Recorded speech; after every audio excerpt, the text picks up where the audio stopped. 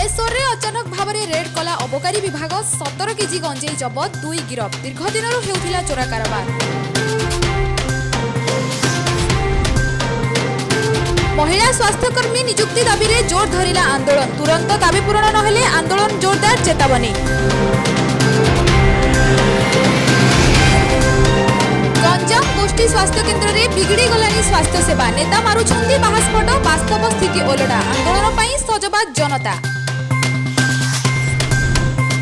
बिजु जनता दलर राज्य स्तरीय अनुसूचित जाति शाखा बैठक अनुष्ठित।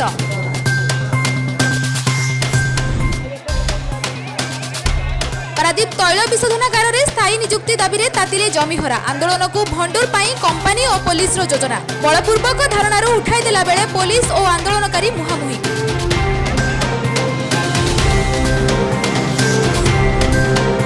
विधानसभा बजेट अधिवेशन में राज्यपाल प्रोफेसर गणेशी लाल को अभिभाषण, राज्य सरकार को सफलता बखाणिले, विरोधी नापसंद तीव्र समालोचना।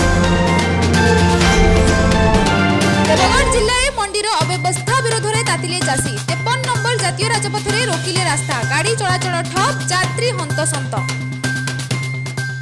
Thanks for watching. अधिक अपडेट पे आम चैनल को लाइक करंतु, शेयर करंतु, सब्सक्राइब करंतु एवं पाखरे थिबा बेल आइकन को क्लिक करंतु।